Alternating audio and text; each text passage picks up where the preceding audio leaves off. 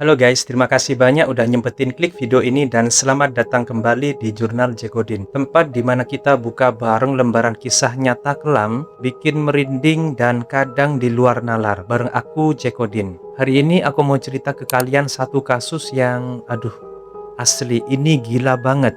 Kasus ini terjadi rentang tahun 1993 sampai dengan 2010 dan sukses bikin geger satu Indonesia, khususnya nih warga Jakarta. Kenapa geger? Karena pelaku di balik ini semua ngelakuin hal yang di luar nalar. Sumpah guys, aku yakin kalian bakal kaget dan ngeri banget pas denger detail kelakuan orang ini. Biar nggak penasaran, kita bakal bedah kasusnya sedetail mungkin. Tapi kayak biasa, cari posisi duduk atau rebahan paling PW. Kalau udah santuy, oke, siapin mental kalian. Kita mulai masuk ke cerita masa lalu si pelaku. Kenalin, nama aslinya adalah Hasan, lahir di Magelang, Jawa Tengah. Dia ini lahir di keluarga petani yang kondisinya bener-bener susah dan serba kekurangan. Nah, masa kecil Hasan ini jauh banget dari kata bahagia guys. Didikan orang tuanya tuh keras banget. Udah gitu, di sekolah ini dia sering dibully sama temen-temennya. Dikatain bodoh karena emang dia ini sering banget tinggal kelas. Coba bayangin aja, di umur 12 tahun yang harusnya udah masuk SMP, Hasan ini masih nyangkut di kelas 3 SD guys. Dan yang bikin nyesek ini orang tuanya bukannya ngedukung dia, malah ikutan nganggep dia ini aib keluarga dan sering main tangan. Dan karena udah nggak kuat disiksa fisik dan batin, di tahun 1972, pas umurnya masih 12 tahun, Hasan ini nekat kabur ke Jakarta sendirian. Nggak bawa duit, nggak punya kenalan, dan sampai di Jakarta, dia baru sadar betapa kerasnya ibu kota. Akhirnya Hasan kecil ini jadi anak jalanan, tidur dan ngamen buat bertahan hidup di daerah lapangan Banteng yang ada di Jakarta Pusat. Tapi, ternyata penderitaannya ini belum selesai sampai di situ aja guys. Dan di saat masa remajanya, Hasan ini sering banget dipukulin dan jadi bulan-bulanan preman jalanan yang lebih tua dari dia. Dia ini ketakutan setengah mati. Saking takutnya, dia nggak berani nolak pas preman-preman itu maksa dia buat, maaf ya, muasin hasrat seksual mereka. Iya, preman cowok ngegituin Hasan yang juga cowok. Dan gilanya, pelecehan ini dialamin Hasan bertahun-tahun. Trauma inilah yang pelan-pelan ngerusak mentalnya dan membelokkan orientasi seksualnya tanpa dia sadari. Tapi di tengah neraka jalanan itu ada secercah harapan. Di sana ada bapak-bapak baik hati, namanya ini Pak Saputra. Dia ini kasihan banget ngelihat Hasan sering disiksa sama preman. Akhirnya Hasan ini diajak pindah ke kampungnya di Kuningan, Jawa Barat, buat bantu ngurus ternak kerbau. Nah, di Kuningan inilah hidup Hasan mulai membaik, dia rajin kerja, dan keluarga Pak Saputra ini juga baik banget. Sampai Hasan ini udah dianggap kayak anak sendiri. Waktu terus berlalu dan Hasan tumbuh menjadi dewasa. Di umur 21 dia ini dinikahin sama cewek namanya ini Era. Nah, pas nikah inilah Hasan baru ngeh.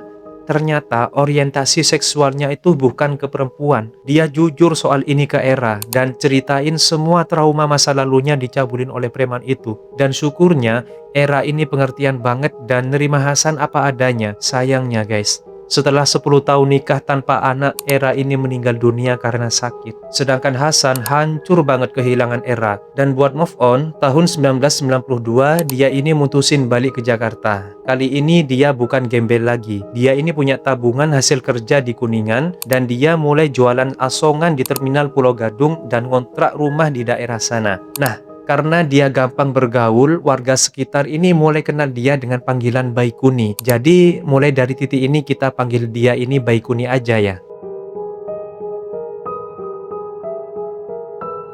Nah, karena Baikuni ini tahu pahitnya jadi anak jalanan, dia tuh gampang banget kasihan kalau lihat anak-anak jalanan di terminal. Dia ini sering bawa mereka pulang ke kontrakannya. Gak cuma satu atau dua, tapi banyak banget dan bikin rame di sana. Dikasih makan, kemudian dirawat, dan dianggap kayak anak sendiri deh. Anak-anak ini silih berganti datang dan pergi ke rumahnya. Makanya dia sampai dijuluki Babe Baikuni sama warga sana, sang malaikat penyelamat anak jalanan. Tetangga pun pada respect banget sama dia. Tapi guys, cerita malaikat ini cuma cover luarnya aja. Setelah bertahun-tahun nampung anak jalanan, monster di dalam diri Baikuni ini bangun. Dia mulai ngelihat anak-anak cowok asuhannya ini pakai tatapan nafsu.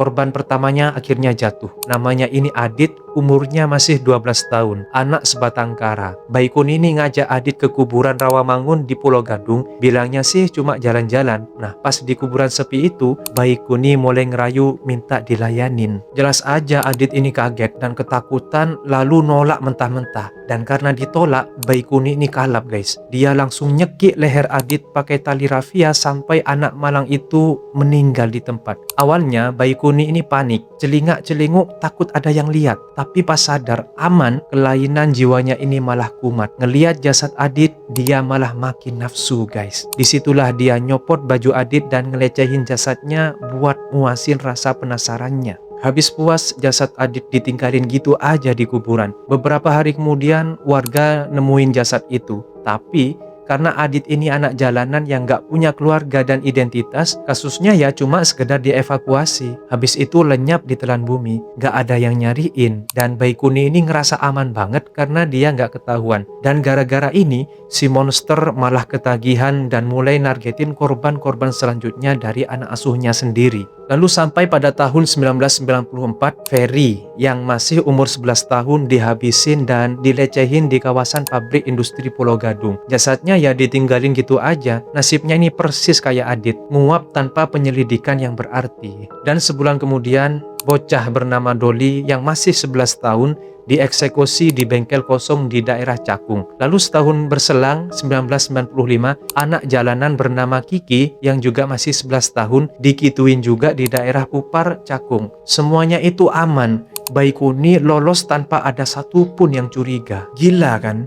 Warga dan anak asuhnya masih manggil dia ini Babe Bayi Kuni, pahlawan mereka. Padahal waktu itu polisi udah mulai nyelidikin temuan mayat anak-anak ini. Tapi Bayi Kuni bukannya takut, malah makin berani. Dan korban selanjutnya Irwan, 12 tahun, malah dihabisin dan dilecehin di dalam rumah kontrakannya sendiri pas lagi sepi. Dan biar gampang dibuang, jasad Irwan ini dipotong jadi beberapa bagian, dimasukin ke plastik dan disimpan di rumah selama beberapa hari. Bayangin coba, Bayi Kuni ini santai aja beraktivitas sementara di dalam rumahnya ada potongan tubuh manusia. Anak-anak yang main ke kontrakannya juga nggak ada yang ngeh.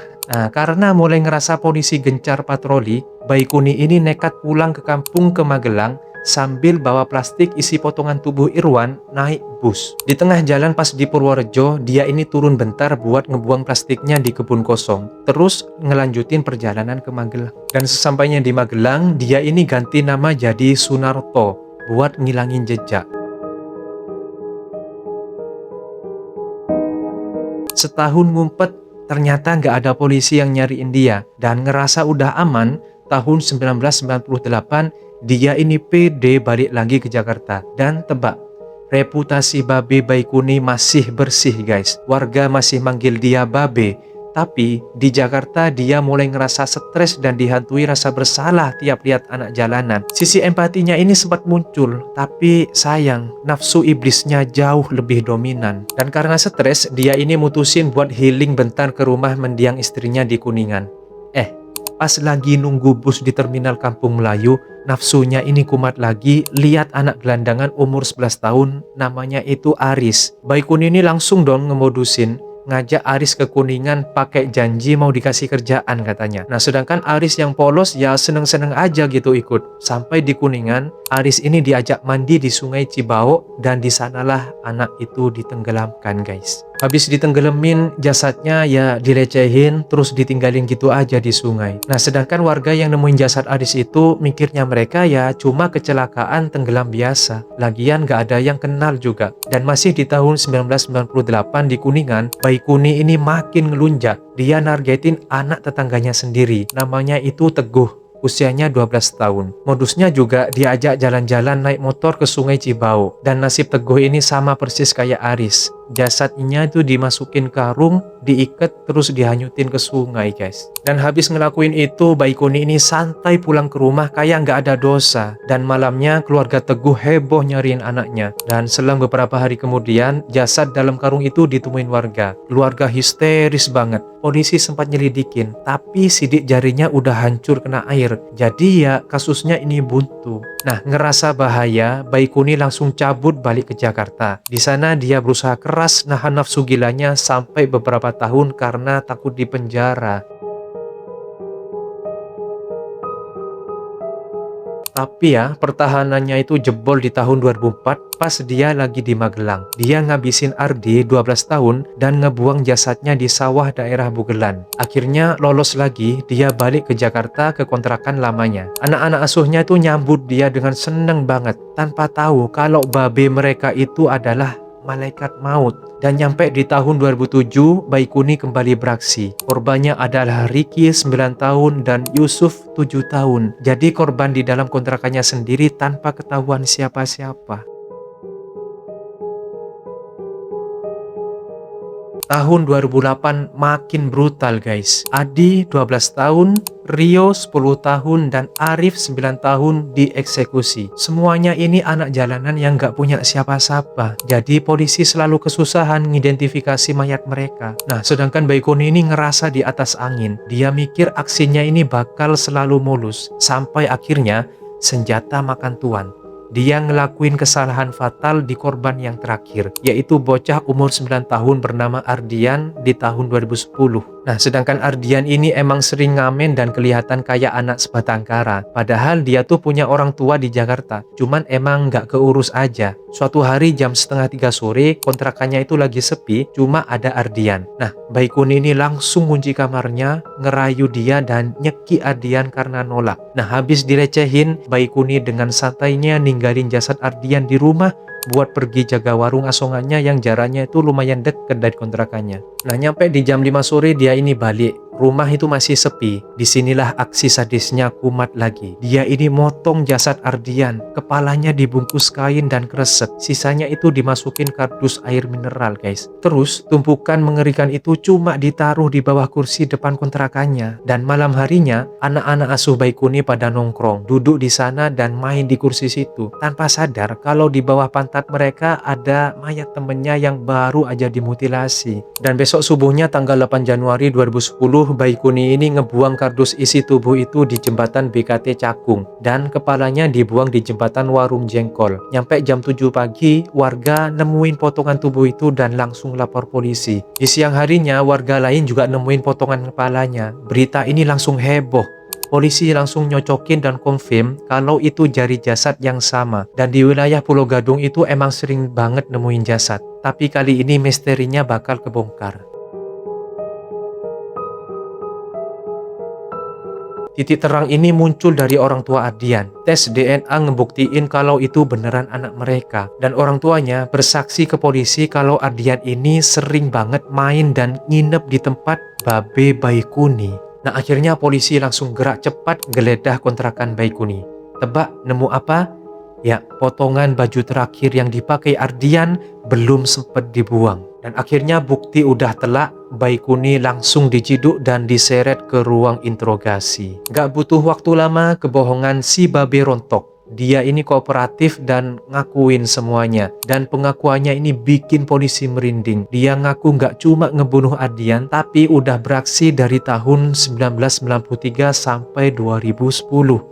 Dengan total 14 nyawa anak jalanan yang melayang. Akhirnya satu negara ini geger guys. Sosok yang selama ini dipuja sebagai babenya anak jalanan, ternyata monster pedofil yang ngebantai anak-anak yang harusnya dia lindungi. Tentu kalau ingat ini beritanya tuh viral di mana-mana. Orang tua di Jakarta, khususnya di Jakarta Timur, langsung parno parah saat itu. Anak-anak ini dilarang main jauh-jauh. Mungkin kalian yang dulu tinggal di Pulau Gadung tahun 2010 ngerasain nih, gak boleh keluar rumah sama emak kalian gara-gara kasus babe ini. Dan singkat cerita, karena kejahatannya udah kelewat iblis, tanggal 13 Desember 2010, Baikuni ini divonis hukuman mati. Harusnya sih dieksekusi 10 tahun setelah vonis, alias tahun 2020 kemarin. Tapi entah karena alasan teknis apa, sampai sekarang orang ini masih napas dan ditahan di rutan Cipinang. Asli guys, kasus ini bikin mikir banget ya. Apakah trauma masa kecilnya yang super kelam itu yang nyiptain jiwa monsternya? Atau penderitaan berlapis dari keluarga dan dilecehin preman jalanan itu mungkin jadi bibit dendam yang bikin dia ngerasa berhak ngancurin hidup orang lain.